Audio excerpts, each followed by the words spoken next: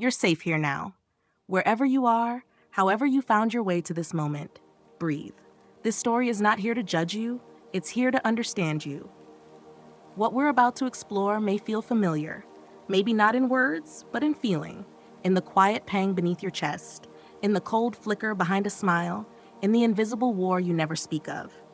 If you've ever looked at someone else's joy and felt something sharp tug inside you, if you've ever questioned why their success made you feel smaller, if you've ever loved what someone had, not to take it from them, but to feel worthy of it yourself, then stay.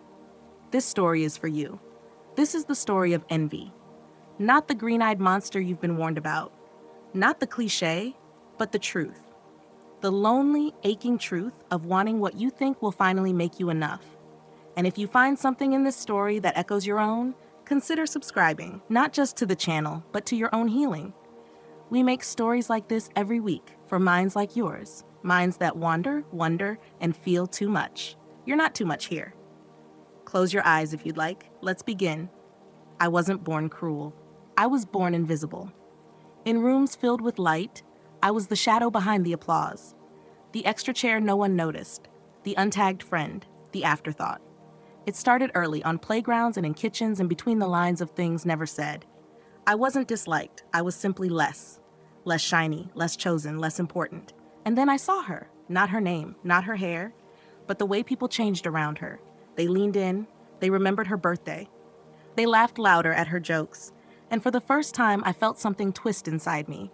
Not hate, not even jealousy, but a deep, aching belief. If I were more like her, maybe they'd see me too. That was the first seed.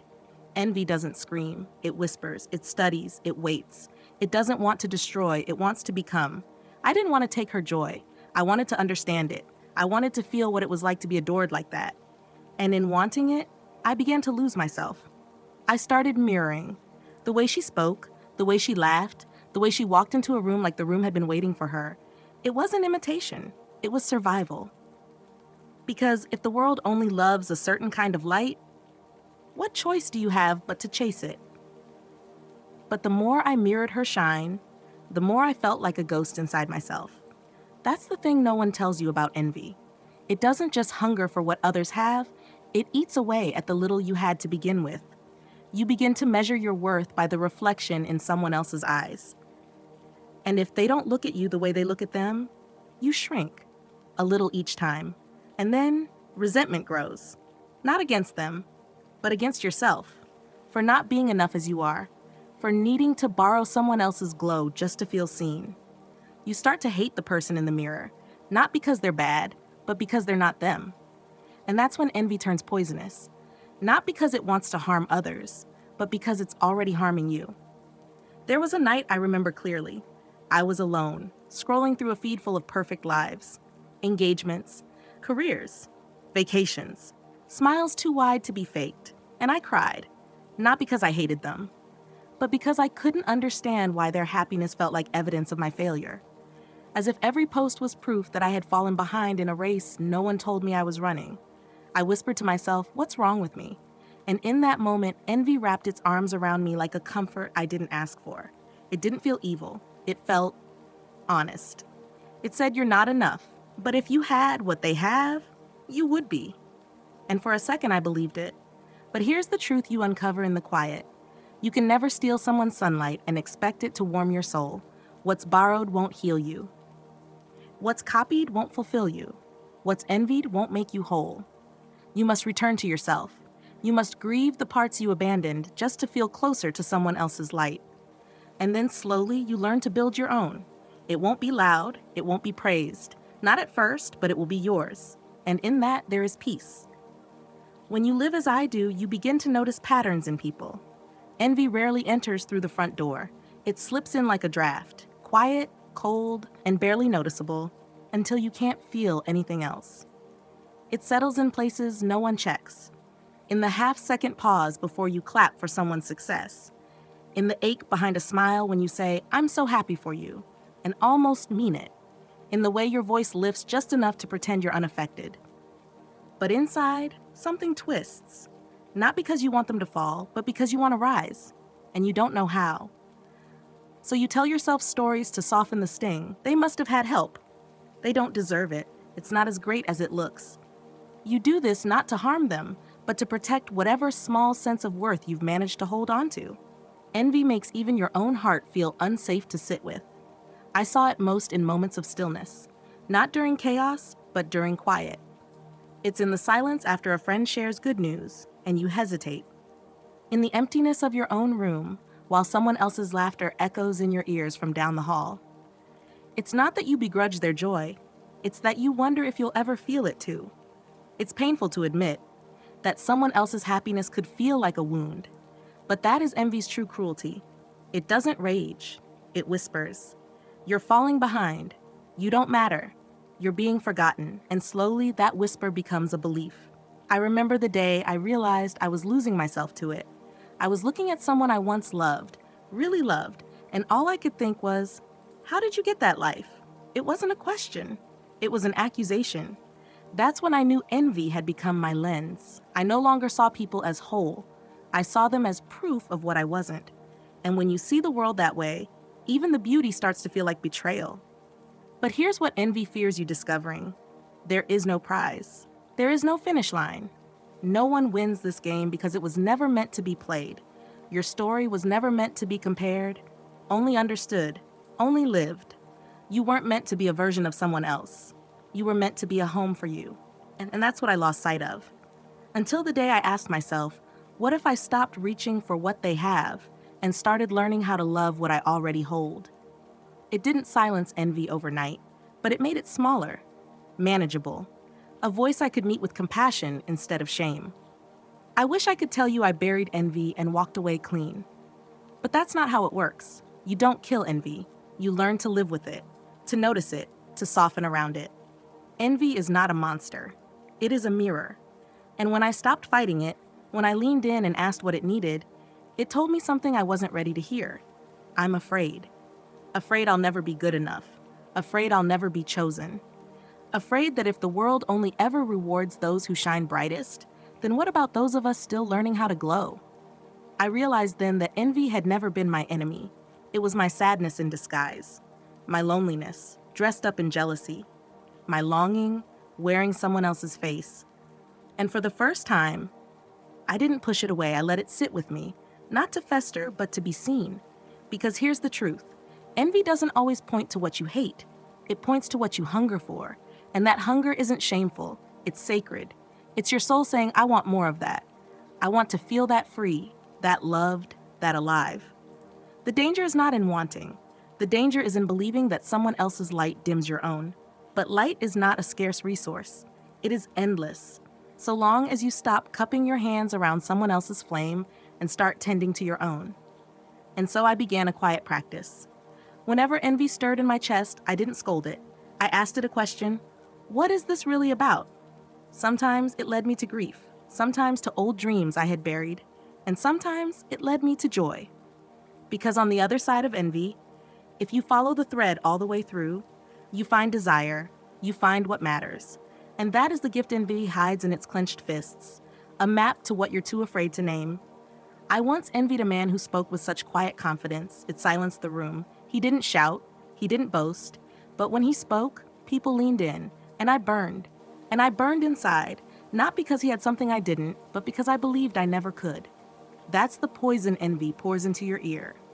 You'll never be like that. But envy never lies about what you want, only about what you're capable of. I didn't want his voice. I wanted to be heard, to believe my words mattered, to stop shrinking in rooms that demanded I take up space. That day, I didn't vow to become him. I vowed to become someone who could speak with meaning, even if my voice trembled. You see, envy thrives in silence, in all the truths we never say out loud. It feeds off comparison, yes? But more than that, it feeds off neglect. Because every time you water someone else's garden with your gaze, you forget your own roots are dying of thirst. So I turned inward. I stopped asking, why do they get to have that? And started asking, what part of me wants to grow? It was not easy. There were days I scrolled through other people's victories and felt like a ghost in my own life. But even ghosts, I learned, are trying to be remembered. And I remembered myself, slowly, with kindness, with care. I no longer see envy as shameful. I see it as sacred data, a whisper from the shadow self that says, there's something more for you, if you're brave enough to reach for it. And I'll be honest, sometimes I still feel that old ache when a friend finds love before I do, when someone else receives the praise I longed for, when I feel forgotten in a room I thought I mattered in. But now I don't let the ache define me, I let it inform me. And there is power in that. A quiet, grounded power that grows roots rather than branches. Envy does not mean you are cruel. It means you are alive. It means you are paying attention. Sometimes to the wrong things, yes, but always with a heart that still wants, that still dreams, that still hopes. And that is nothing to be ashamed of. I once met a painter whose work stirred something in me I couldn't name. People called her talented, gifted, touched by something divine. I called her lucky. And then, quietly, I called her everything I was not. But one evening, as we walked through her studio, she paused at a half-finished canvas. She touched it like it was breathing and said, "This one's fighting me. I'm scared I'll ruin it." That moment stayed with me, because envy never shows you the full picture. It hides the fear, the doubt, the nights of crumpled sketches and torn pages. It shows you the glow, but never the fire that burned to make it. And in that truth, something softened inside me. I realized envy is a mirror, not of what they have, but of what I've buried. The dreams I deferred, the courage I delayed, the longing I tried to silence just to survive. Sometimes envy shows up because we are closer than we think, because the life we want is brushing up against the one we have, and we don't know how to reach for it without tearing something down. But listen carefully. The version of you that's envious is also the version that cares. It cares so deeply it aches. It sees the beauty in others and wants to participate in that beauty. It's not greedy, it's grieving. Grieving the moments you were told not to dream too big. Grieving the chances you never took. Grieving the voice inside you that was silenced before it learned to sing. And so I speak to you, not as a stranger, but as someone who knows the weight of longing. Who knows the sting of seeing someone else live the life you imagined? I speak to you as someone who finally stopped punishing themselves for wanting. Because want is not a sin. Desire is not shameful.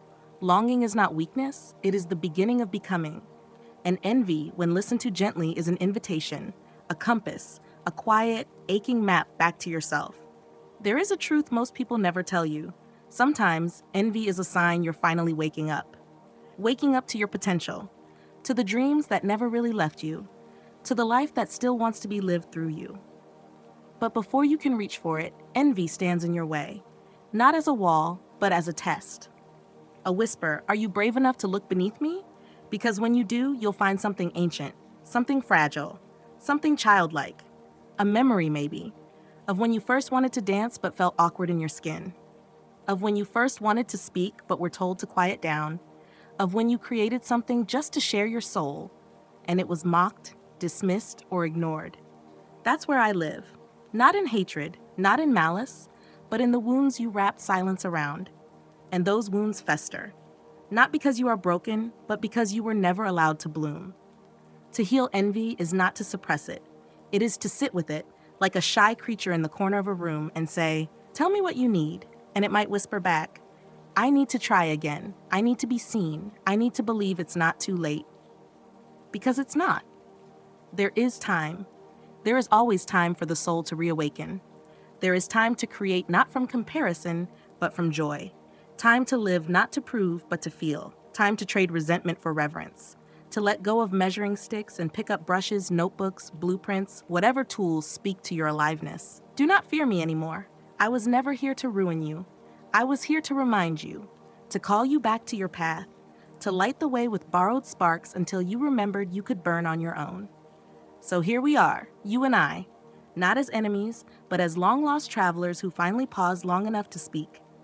I am not the monster you feared. I am the shadow of the unlived life, the ache of your forgotten music, the flicker of a flame you tried to smother because someone once said, "That's not for you." But it was, and it still is. Let that sink in. Not everything you admire is meant to be envied. Some of it is simply meant to be claimed. That writer whose words make your chest swell, that's your voice echoing back at you. That dancer whose body moves like wind and water, that's your rhythm waiting to be remembered. That friend who radiates joy and connection, that's your longing for wholeness, not a condemnation of your lack. You see, envy doesn't mean you're selfish. It means you're sensitive. And sensitivity is the birthplace of transformation. Let this be the beginning, not the end. Let this be the chapter where you turn envy into inspiration, where the things that once made you ache become the things that pull you forward. You don't have to become someone else. You only have to become more of you. And when you feel me again, and you will, let it be a bell, not a burden. Let it ring loud, reminding you that your desires are not shameful. They're sacred. Let it remind you to breathe deeper, to create bolder, to love freer. And finally, when you see someone shining in their own way, offer this whisper, "Thank you for reminding me what's possible." That is when I'll leave you. Because envy only stays when you've forgotten who you are. If this story resonated with something inside you, if it helped you feel seen or soothed a part of you that's been hurting quietly, you're not alone. Subscribe if you'd like more stories like this. Stories that hold your hand through the hard parts. Stories that understand. And when you're ready, watch another. You never know what part of you is waiting to be heard next. Good night, and thank you for listening.